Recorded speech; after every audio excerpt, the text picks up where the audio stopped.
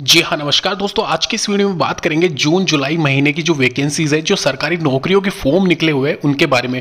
Total यहाँ पे 80 से 90 हज़ार के करीब यहाँ पे वैकेंसीज है ऑल ओवर इंडिया।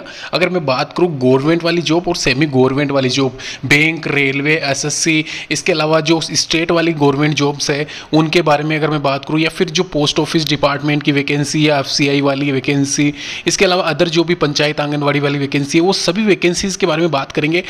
इसमें से 50,000 के करीब, 40-50 हज़ार के करीब ऐसी वैकेंसीज है जहां पे खाली आपको अप्लाई करना है और यहां पे मेरिट बेस्ड सिलेक्शन है। कोई आपका यहां पे एग्ज़ाम नहीं होगा और कुछ एक एग्ज़ाम्स ऐसे हैं जहां पे फीस भी आपको नहीं देनी है, खाली फॉर्म अप्लाई करना है और डायरेक्ट रिक्रूटमेंट है, डायरेक्ट सीधी भर्ती है। सिलेक्शन मेरिट बेस यहाँ पे होगा, 2-3 महीने के अंदर अंदर आपकी ज्वाइनिंग हो जाएगी।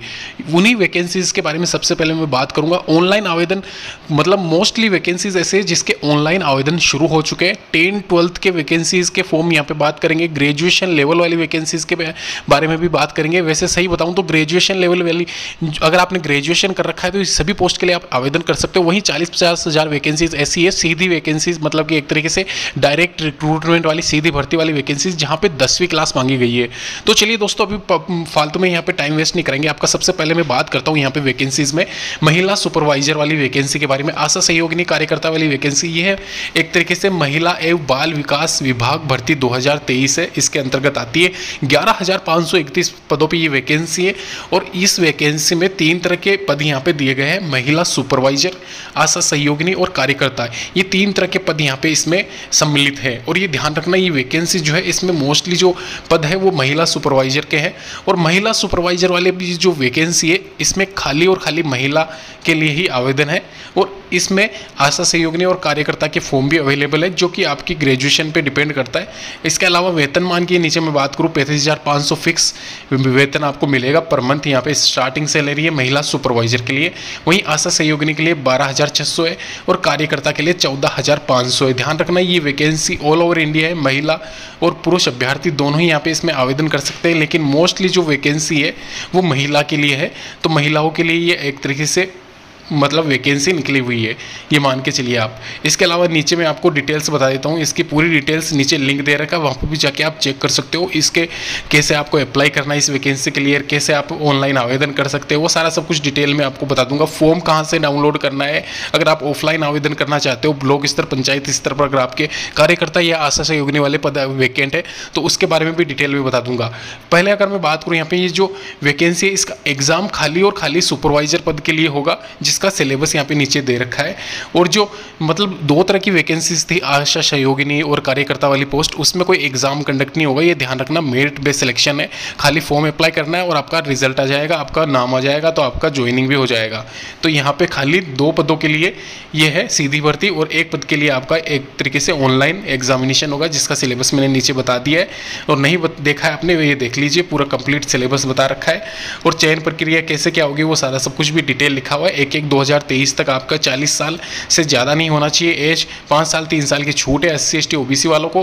पर्यवेक्षक सुपरवाइजर के लिए 12th क्लास पास मांगा गया है, वहीं 8वीं क्लास पास आशा सहयोगिनी और कार्यकर्ता के लिए 10th क्लास पास यहाँ पे इसमें मांगा गया है। आवेदन आप कर सकते हो शुल्क के साथ में।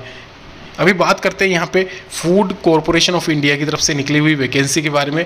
FCI की तरफ से वैकेंसी है 2nd grade, 3rd grade, 4th grade में। यहाँ पे आप देख सकते हो जो ग्रेड 2nd है उसमें depot general technician account civil की एक पोस्ट है, वहीं technical general account JE depot typist steno की 3rd में, और 4th में यहाँ पे वॉचमैन वाली वैकेंसी है। 5,000 के से ज़्यादा पदों पे ये वैकेंसी निकली हुई है, 5-6 हज़ार के आसपास है पद। और यहाँ पे ये ध्यान रखना, ये जो वैकेंसी है ऑल ओवर इंडिया है। क्राइटेरिया मैं आपको बता दूंगा, 15/7 से आवेदन यहाँ पे स्टार्ट हो जाएंगे, जो कि 18/8 तक आपके चलेंगे।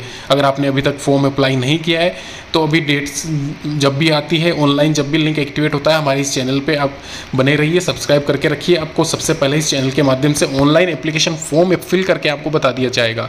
ध्यान रखना, यहाँ पे क्वालिफिकेशन ग्रेजुएशन मांगी गई है अपर। इसके अलावा 12th क्लास पास अगर आपने कर रखी है 3rd ग्रेड के लिए, वहीं 8th क्लास पास वाले 4th ग्रेड वॉचमैन के लिए अप्लाई कर सकते हैं, ऑनलाइन आवेदन कर सकते हैं।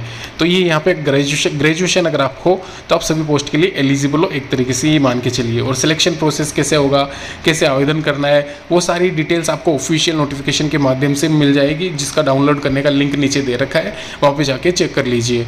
अभी एक और वैकेंसी की बात करूँ अगर मैं, KVS वाली वैकेंसी जो केंद्रीय विद्यालय संगठन है, वहाँ पे PRT, TGT, PGT रिक्रूटमेंट निकली हुई है, यानी कि एक तरीके से टीचर्स वाली भर्ती है।